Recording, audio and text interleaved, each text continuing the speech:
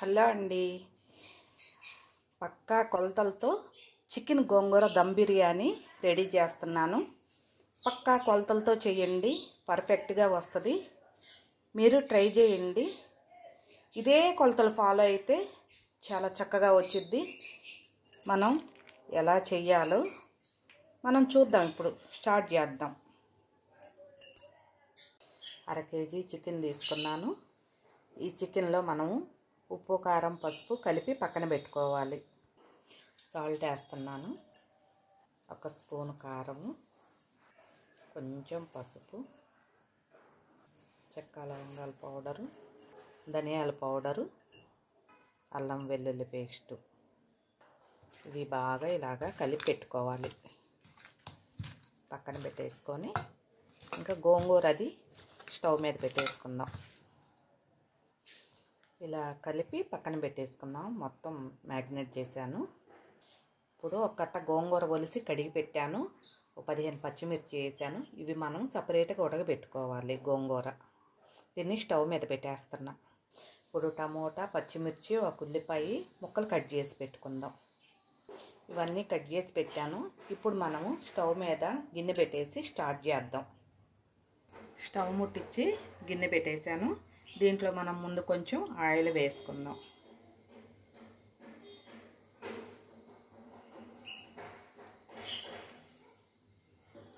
కొంచెం నెయ్యి కూడా వేసుకుందాం. నెయ్యి పడితేనే బిర్యానీకి టేస్ట్గా ఉంటుంది. దీంట్లోకి మనం చెక్క, లవంగాలు, యాలకులు, పలావాకు అన్నీ వేసేస్తున్నాను.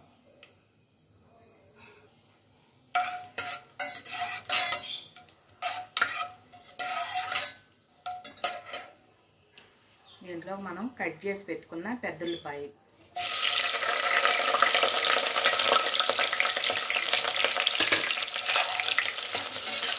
ఇది బాగా ఎర్రగా వచ్చేదాకా వేయించాలి. బ్రౌన్ కలర్ రావాలన్నమాట. ఇది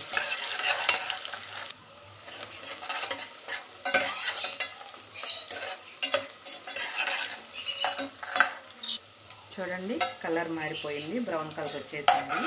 దీంట్లోకి మనం కట్ చేసి పెట్టుకున్న పచ్చిమిర్చి,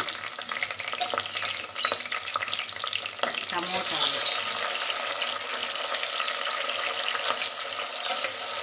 ఇవి కూడా బాగా మెత్తగా మగ్గిపోవాలి. టమోటాలు ఇలాగా పూర్తిగా వేగినాక మెత్తగా వేగిపోయింది. దీంట్లో మనం అల్లం వెల్లుల్లి పేస్ట్ వేసుకుందాం. 1 స్పూన్ అల్లం వెల్లుల్లి పేస్ట్. ఇది పచ్చి వాసన పోయేదాకా బాగా వేయించాలి.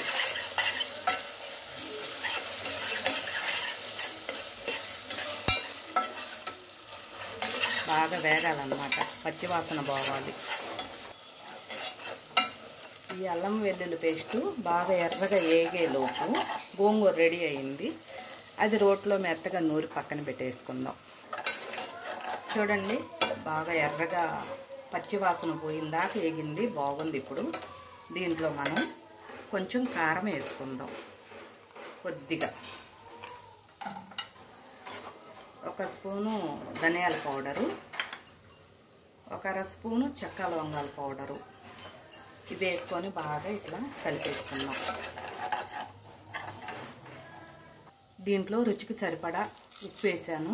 గల్లుప్పు వేసాను నేను. సాల్ట్ కన్నా ఉప్పు వేస్తేనే బాగుంటుంది. బాగా కలబెట్టేసి ఇవన్నీ వేసి ఇట్లా బాగా కలిపినాక మనం చికెన్ ఇందా పక్కన పెట్టుకున్నాం కదా మ్యాగ్నేట్ చేసి, అది దీంట్లో వేసేసుకుందాం.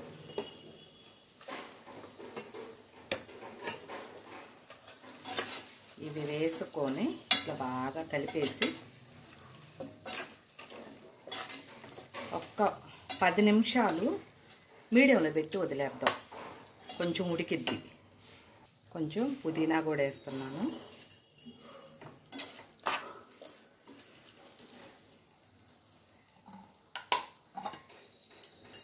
ప్లేట్ పెట్టేస్తున్నా.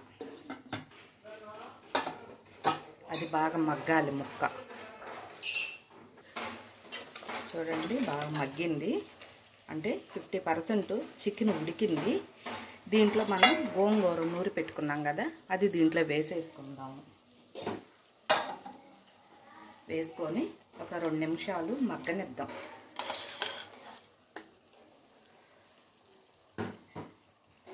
బాగా కలబెట్టేద్దాం.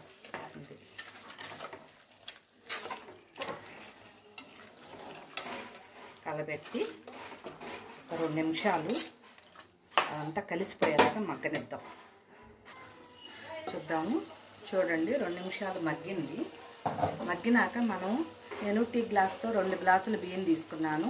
అంటే 1/2 కేజీ ఉంటాయి. 1/2 కేజీకి మనం కరెక్ట్ కొలతతో వాటర్ తీసుకొని పోస్తున్నాను. గ్లాస్కి 2 గ్లాసులు లెక్క. ఆల్రెడీ ఇందాక ఉప్పు వేసాను కాబట్టి ఇప్పుడు వేయక్కర్లేదు. బియ్యానికి సరిపడా వాటర్ పోసాను.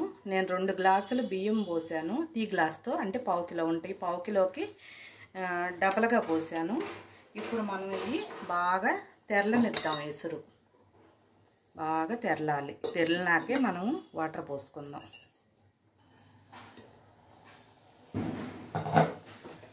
చూడండి బాగా తెరులుతున్నాయి.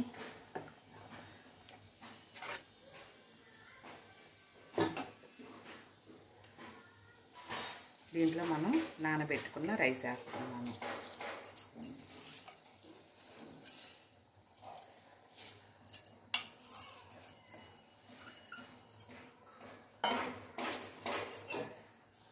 రైస్ వేసాను. ఇలాగా కొంచెం కలిపేసుకొని ఉప్పు ఇందాక వేసాను. అది సరిపోయిద్ది అనుకున్నది చూసి మళ్ళీ మనం సరిపోయినంత వేసుకోవచ్చు. చాలా ఉప్పు ఉప్పు అయితే కరెక్ట్గా సరిపోయింది. ఇంకా నేనైతే వేయాల్సిన పని లేదు.